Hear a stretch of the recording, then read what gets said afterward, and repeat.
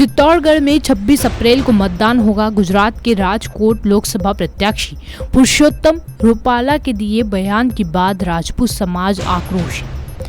इसी को देखते हुए एक निजी वाटिका में राजपूत समाज का सम्मेलन आयोजित हुआ, जिसमें नाथद्वारा विधायक महाराज कुमार, विश्वराज सिंह तथा कई राजपूत समाज के गणमान्य लोगों ने भाग लिया। इस सम्मेलन में चित्तौड़गढ़ भाजपा लोकसभा प्रत्याशी सीपी जोशी को समर्थन देने का निर्णय लिया गया।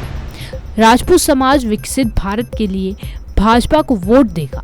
भाजपा ने राजपूत समाज को मान सम्मान दिया है तथा जब भाजपा के 2 सीट थी तब भी राजपूत समाज बीजेपी के साथ था। प्रधानमंत्री जी रो एक बड़ो नेक उद्देश्य है कि 2047 तक भारत पूरी तरह विकसित हुए।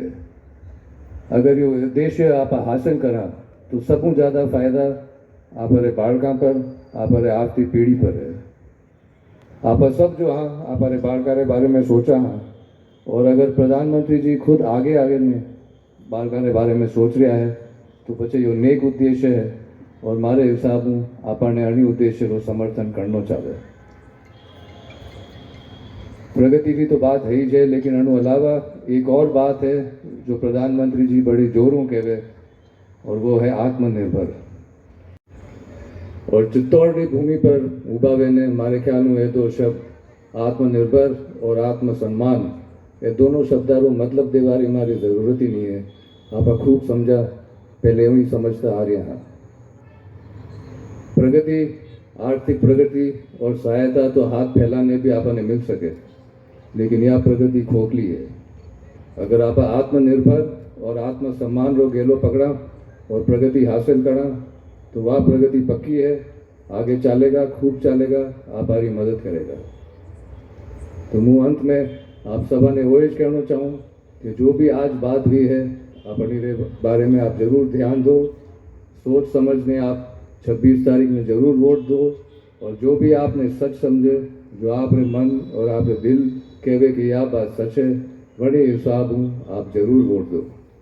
आप सभा ने बहुत बहुत धन्यवाद। आज से होता है और प्रजातंत्र के अंदर संवाद ही एक सबसे बड़ी अभिव्यक्ति है, जिसके माध्यम से आप विचारों का आदान प्रदान करके किसी भी सरकार के चयन में अपनी प्रतिक्रिया के माध्यम से मतदान के स्वरूप में आप अपना अनुमोदन करते हैं।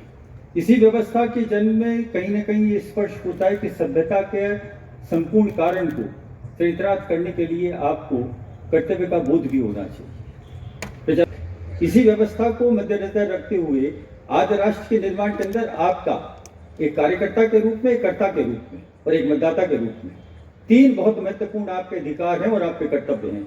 इन संपूर्ण का समन्वय और सामंजस्य के आधार पर ही प्रजातंत्र की व्यवस्था की धुरी है। और भारत के निर्माण के अंदर ये 2024 का मतदान अपने आप में स्वयं स्पर्शी भी है। संविधान की मर्यादा की व्यवस्था के अंदर आपका अनुकरण चित्तौड़ जैसे प्रांत से जहां की इतिहास ने उस धुरी को उठाया है कि मेवाड़ को संपूर्ण हिंदुजा सूरज के नाम से संपादित करने के अंदर अपने कीर्ति स्थापित करी है। ऐसी व्यवस्था के अंदर चित्तौड़ लोकसभा क्षेत्र कहीं पीछे रह जाए, ऐसा मैं कल्पना भी नहीं कर सकता। कहीं इतिहास इस बात पर प्रश्न चिन्ह लगा दे, ये मेरा आपसे निवेदन है। मैं बहुत लंबे चौड़े शब्दों से अपनी बात को अभिव्यक्त नहीं करना चाहता। मैं इतना निवेदन करना चाहता हूँ कि ये पहली बार आधुनिक भारत के अंदर संपूर्ण इतिहास ने पूरा गोल चक्र पूरा कर लिया है और मेवाड़ आज वापस अग्रिम पंक्ति के अंदर खड़ा है। आपसे बहुत कुछ आशा है, उसी आशा के साथ में मैं अपनी बात को विराम देता हुआ